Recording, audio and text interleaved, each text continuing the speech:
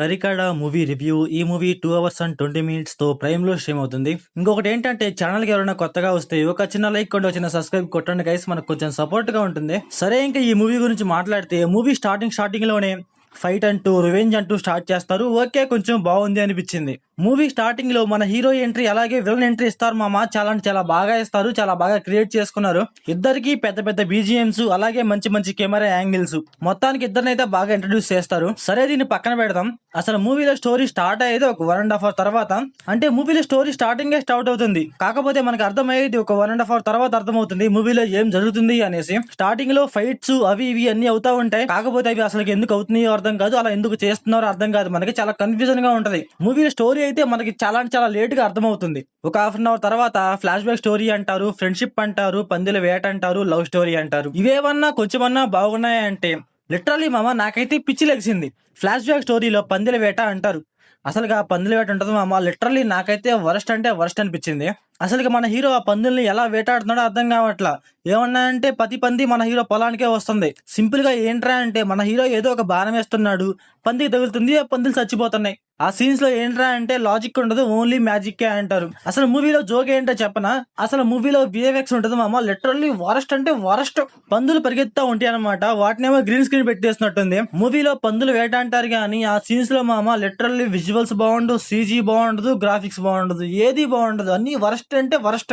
ఏంటంటే ఒక కొండ మీద ఒక సీన్ ఉంటుంది మామ, మన హీరోని చంపేద్దాం అనేసి కొంతమంది ప్లాన్ వేస్తారు. అసలు ఆ సీన్ లో విఎఫ్ఎక్స్ ఉంటుంది మామ, చూస్తే భయపడాల్సింది. అంత విపరీతమైన వరస్ట్ గా ఉంటది ఆ విఎఫ్ఎక్స్ అక్కడ. ఆ కొండ మీద మన హీరోని ఒక పంది వచ్చి గుద్దిద్ది. ఆ గుద్దడం కూడా లిటరల్లీ క్రేజీ అంటే క్రేజీ గుద్దిద్ది. ఆ పందికి గుద్దడంతో మన హీరో కొండ మీద నుంచి కింద పడతాడు. అసలుకి మన హీరో కింద పడేదాన్ని చూపిస్తారు మామ. లిటరల్లీ వర్స్ట్ అంటే వర్స్ట్ గా చూపిస్తారు. ఇంకా మూవీలో 4-5 సీన్లు ఉన్నాయి కానీ వాటి గురించి మాట్లాడామంటే లిటరల్లీ ఇంకా తలకాయ నొప్పే. సరే, దీన్ని వదిలేద్దాం. ఇంకా మూవీలో లవ్ స్టోరీ అంటారు. సరే, ఈ లవ్ స్టోరీ ఏమన్నా కొంచెం బాగుందా అంటే లిటరల్లీ మామ క్రింజ్ అంటే క్రింజ్. అసలు మన హీరో లవ్ చేస్తున్నాడో అర్థం కాదు, ఏం చేస్తున్నాడో అర్థం కాదు. కాకపోతే ఏంట్రా అంటే మన హీరో లవ్ చేస్తా ఉంటది, ఎక్కడ పెడితే అక్కడికి వెళ్ళిపోతా ఉంటది. కాకపోతే మన హీరో దేకడంటే దేకడు, అసలు లవ్ చేస్తున్నట్టే అర్థం కాదు. కాకపోతే ఏంట్రా అంటే క్లైమాక్స్ లో ఏమో తన కోసం ప్రాణాలు ఇచ్చేయటం, కొట్టేయటం, చంపేయడం చేస్తా ఉంటాడు. అసలు ఎందుకురా, ఏందిరా, అసలు స్టోరీ పర్ఫెక్ట్ గా ఉండదా అనిపించింది నాకు. మళ్ళీ ఏంటంటే ఈ లవ్ కోసం అనేసి కొన్ని ఫైట్స్ ఉంటాయి. అబ్బో, ఈ ఫైట్లు ఉంటాయి మామ. లిటరల్లీ ఏంద్రా బాబు, అసలు ఈ ఫైట్ లా ఇంకేమన్నా అనిపించింది నాకైతే. కొట్టుకోండ్రా అంటే ఏదో చేస్తా ఉంటారు, పరిగెత్తా ఉంటారు, ఏదో చేస్తా ఉంటాడు మన హీరో. అసలు జోక్ ఏంటంటే మన హీరో కొండ మీద నుంచి కింద పడి బతికేస్తాడు.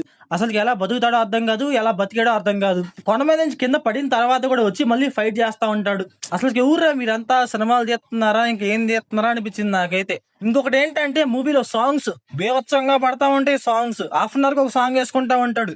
కాకపోతే ఆ సాంగ్లు ఎందుకు వస్తాయో అర్థం కాదు. అసలు ఆ సాంగ్స్ బాగా బాగుండవు. ఒక ఐటమ్ సాంగ్, 2-3 లవ్ సాంగ్స్, మళ్ళీ ఏదో ఒక చిన్న పార్టీ సాంగ్ వేసుకుంటా ఉంటాడు. ఎందుకు వేస్తాడో అర్థం కాదు.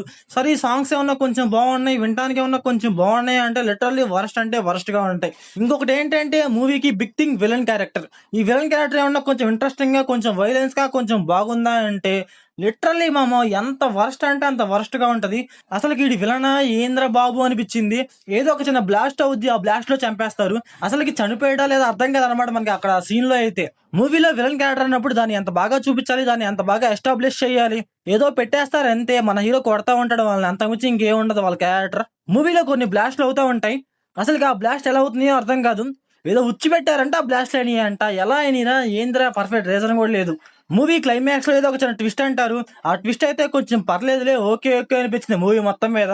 ఇంకా ఈ మూవీ ప్లాట్ లైన్ ఏంటంటే మూవీ స్టార్టింగ్ లో మన హీరోని ఎవరో ఒక అతను చంపేద్దామని చూస్తా ఉంటాడు. అసలు ఎందుకు చంపేద్దామని చూస్తా ఉంటాడు, అతనికి మన హీరోకి ఏం సంబంధం అనేసి మన మూవీలో చూస్తాం. ఇంకా ఈ మూవీ ఫ్యామిలీ వాచబుల్ అంటే yes guys watchable. Adult scenes అయితే ఏమంటాం, కాకపోతే ఒకే ఒక ఐటమ్ సాంగ్ ఉంటుంది, దాంట్లో అయితే లైట్ గా డిస్టర్బ్ చేయొచ్చు. ఇంకా మీ ఇష్టం గైస్, చూస్తారా చూడరా అనేసి. ఇంకా మూవీలో డైరెక్షన్, విజువల్, సీజీ ఇవేవి నాకైతే నచ్చలేదు గైస్. సో ఓవరాల్ గా మూవీ ఎలా ఉందంటే నాకైతే నచ్చలేదు.